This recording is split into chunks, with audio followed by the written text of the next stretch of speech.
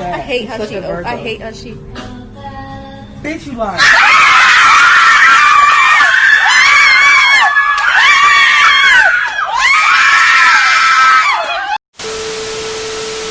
Hey guys, welcome back to my channel.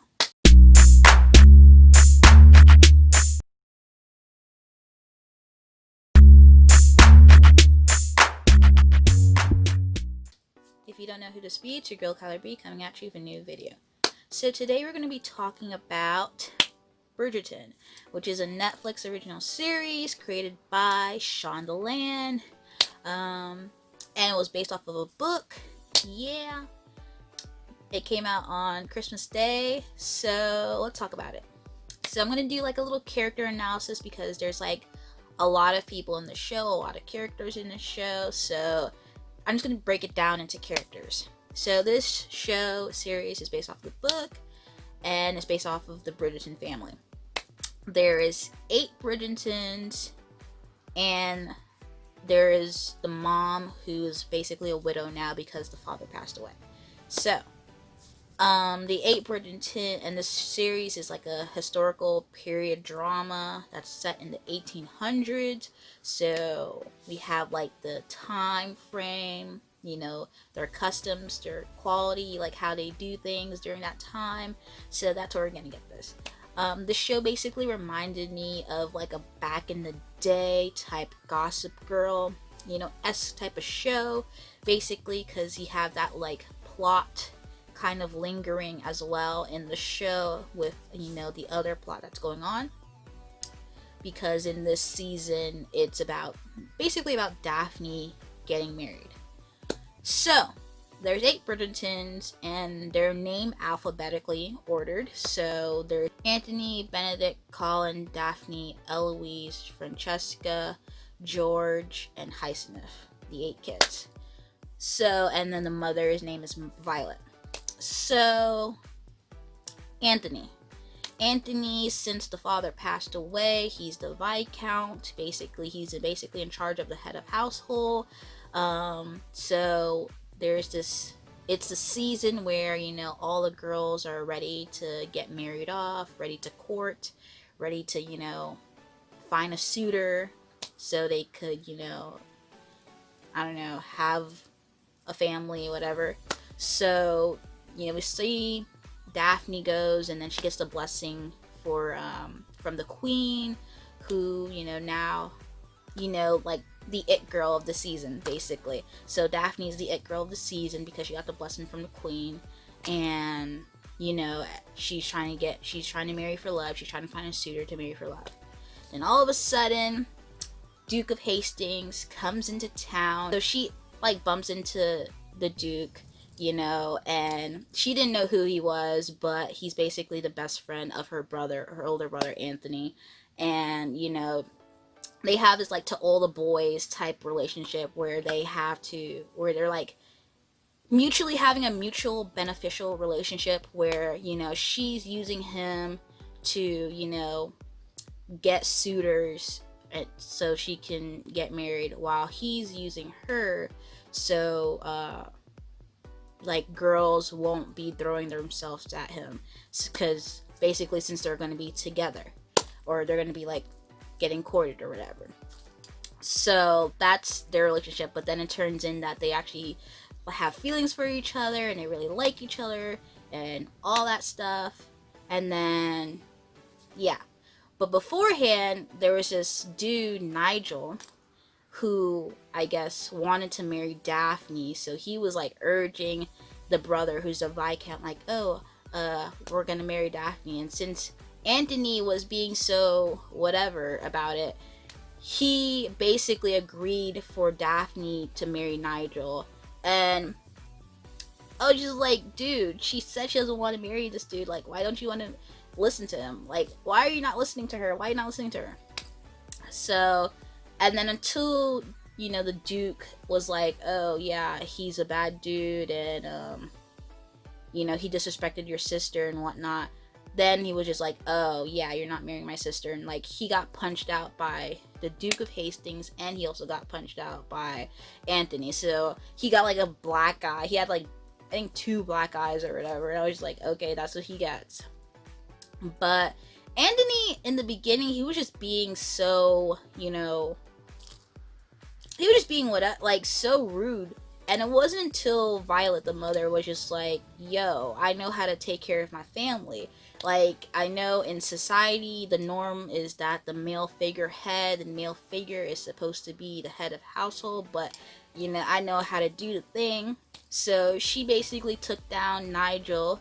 She was just like, we'll do how we do best, and we gossip about it. So basically, they found out that Nigel, he already has a child already from some woman. So they basically spread that information around the town, and then Lady Whistledown got the news. So basically, he had to run away from town because obviously his name is smeared, because of what happened.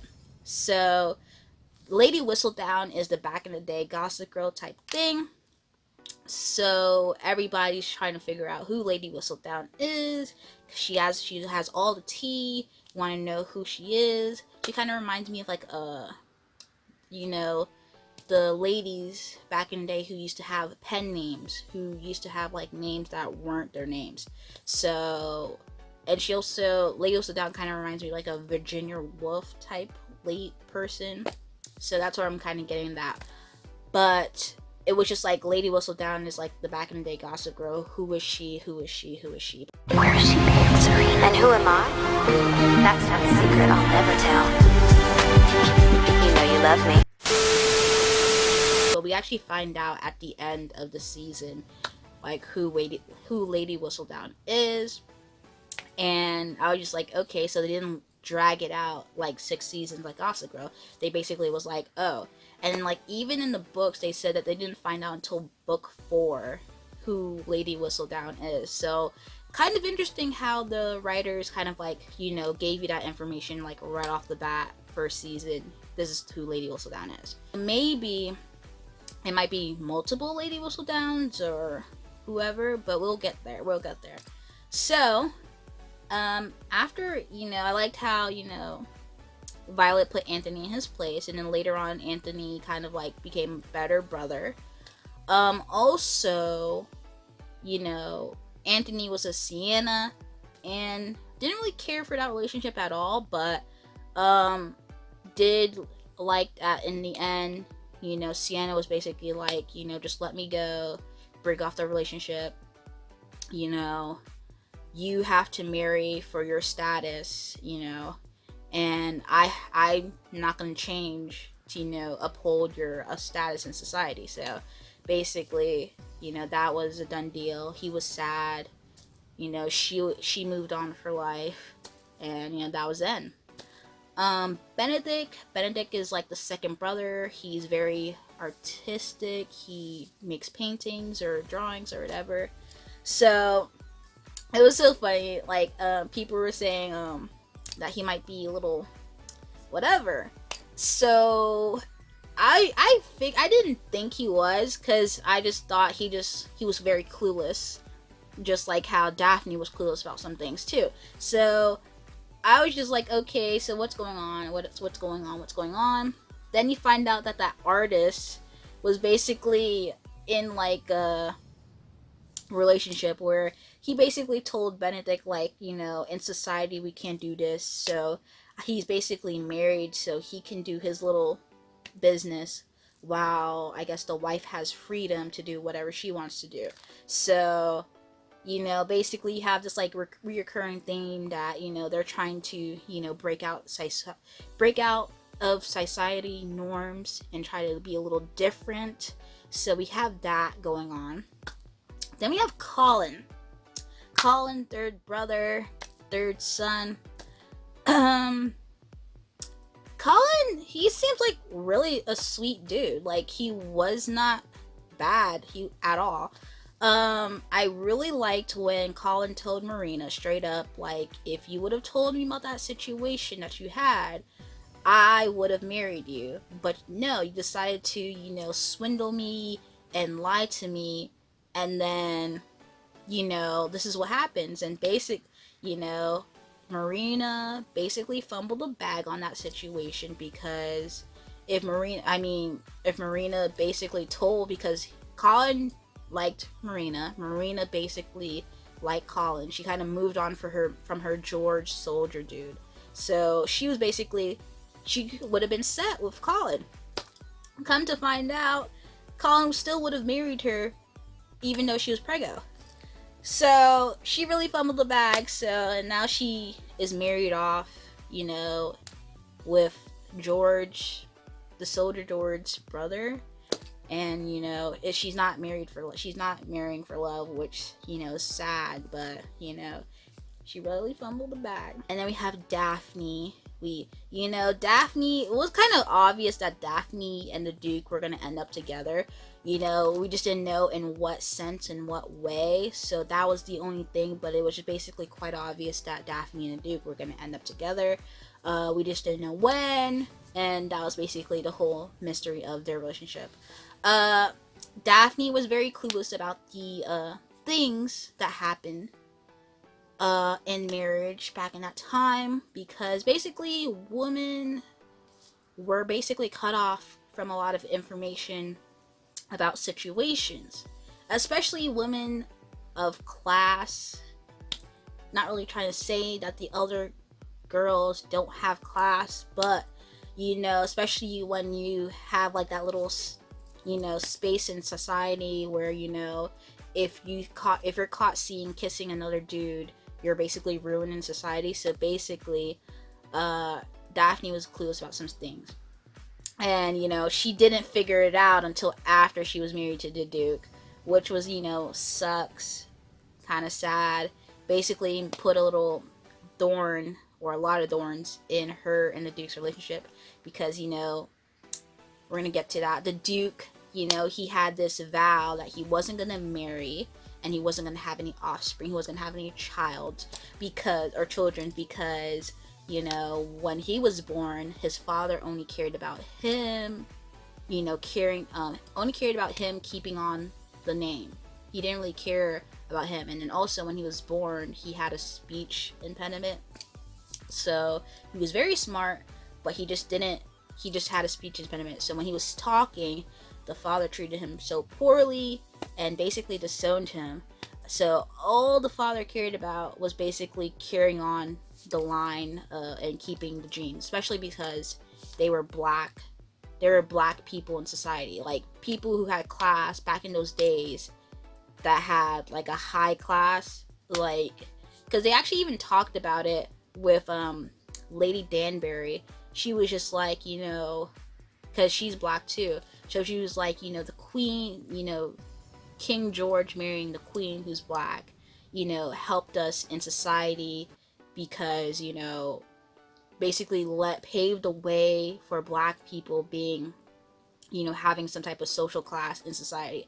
So I was like, okay, interesting, like you having that talk. They're showing us that they're having that talk in the show, which was quite nice, because obviously there's it's a Shondaland show, so there's black characters in this show, so it was quite nice having that aspect to it, because obviously in the books I don't think anybody was black. Next is, I believe, is Eloise. So Eloise, she moves against the grain. She doesn't want to be courted. She doesn't want to just oh, I'm going to go into the season to find a suitor and get married off. She wants to get an education. She wants to go to university. She wants to learn something. So she was just quite annoyed, that that's what the ladies in society do. She wants to do something else. So she was kind of glad that her sister was getting married, so the focus was off of her. Eloise's story is that, she doesn't want to do the things that Daphne are doing. So Daphne, it's her time to get married, and it's her season to get courted, get married off, and have her own kids and family. But Eloise doesn't want to do that right now. She wants to explore life, go to university, have knowledge, especially since in that time frame women didn't have a lot of access to those things. So Eloise, she was trying to figure out, who is Lady Whistledown? Who is this person? And she was trying to figure that out. who is Lady Whistledown? Who is she? She was kind of very intrigued by Lady Whistledown, especially because, she's a free woman writing, and gossiping about the things in society, which was kind of very intriguing for Eloise. It was also nice to see Eloise's relationship to Benedict. Her and Benedict swinging on the swing sets and, smoking a cigarette, because, Benedict is the second son. He's basically in the shadow of Anthony, kind of. And he doesn't have that much pressure that Anthony has. Just like how Daphne is the first daughter. Eloise can hide behind Daphne, does not have the same pressure that Daphne has to the family.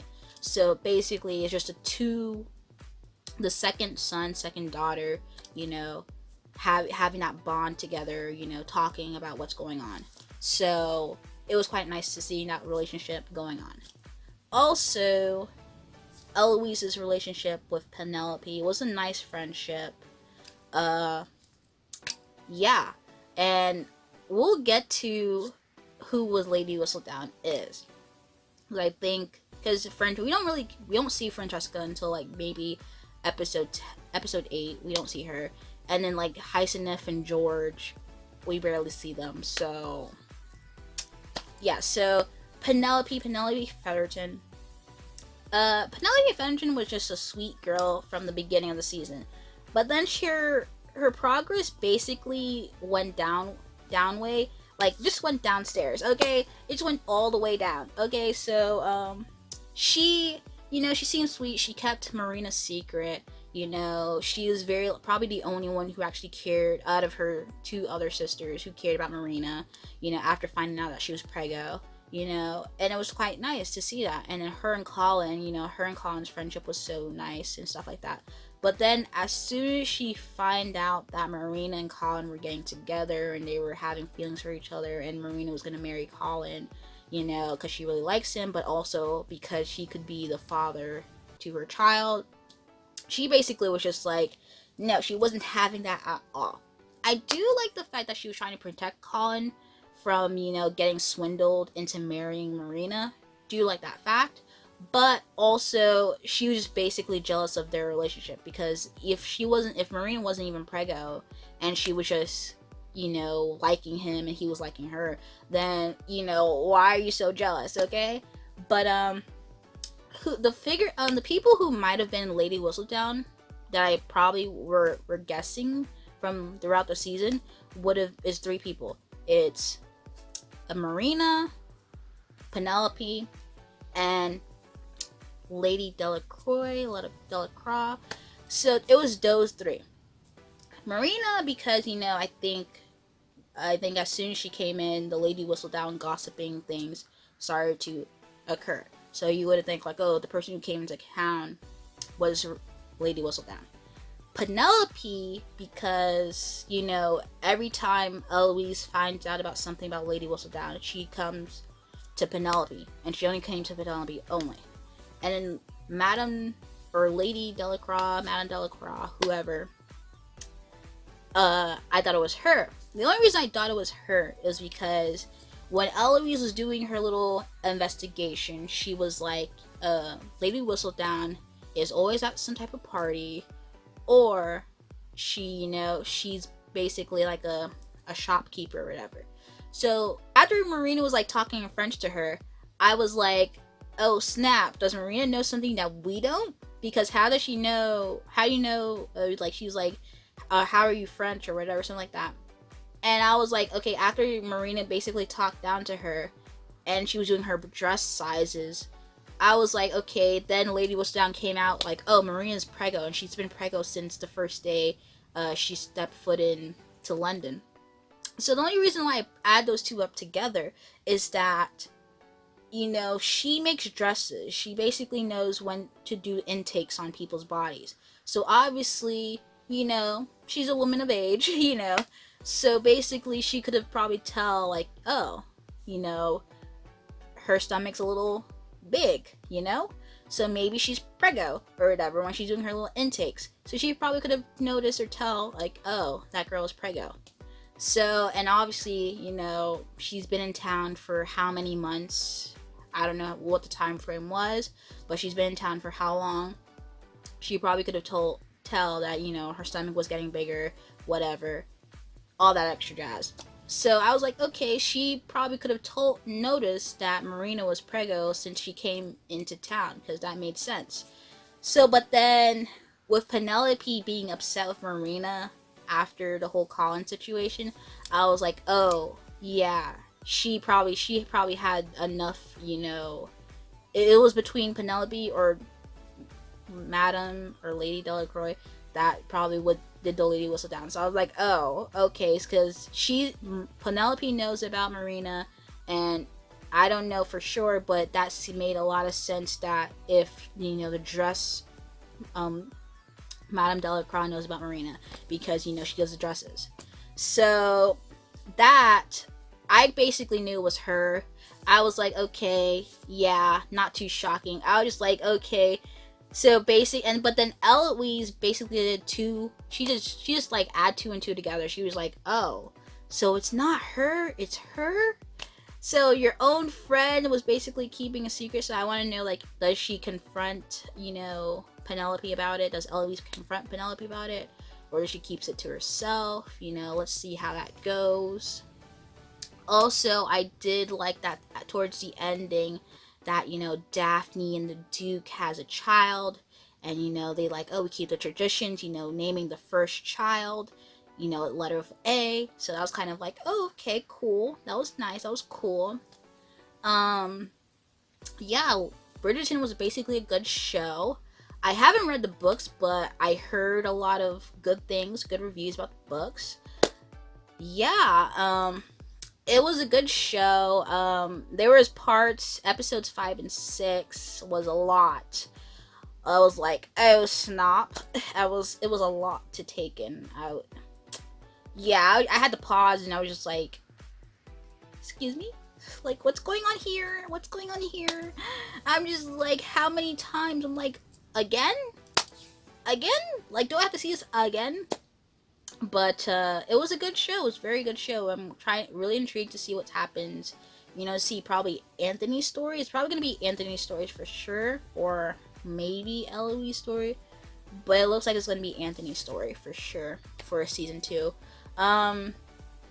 The show is doing really good worldwide, so I'm pretty sure we're gonna get a season 2. The Duel. Let's talk about the Duel. So the Duel, because Duke didn't want to marry Daphne, they had a duel thing. So they were gonna have a duel, but then, you know, Daphne remembered, like, how did this girl, I forgot her name, it starts with a P or something like that, how does this girl know I went out to the garden?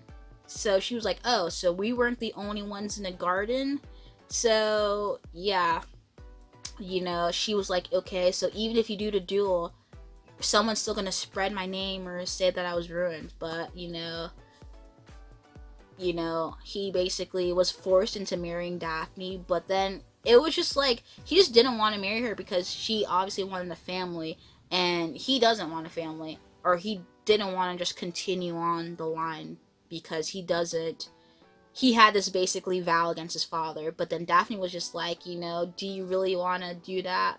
Like, do you really want to keep your vow and live your life in however you want to live your life, because you want to, like, you know, get back at your father for what he did to you?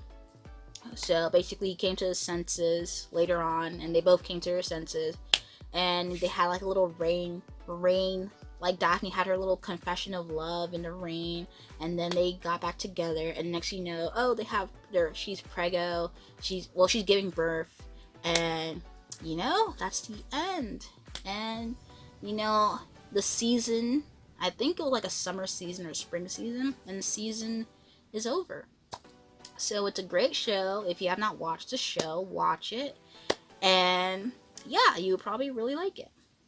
Anyway, guys, if you like this video, like the video, comment down below, let me know your thoughts, comments, and concerns, and if you have not subscribed to my channel, subscribe. Anyway, thank you guys for watching this video. Peace.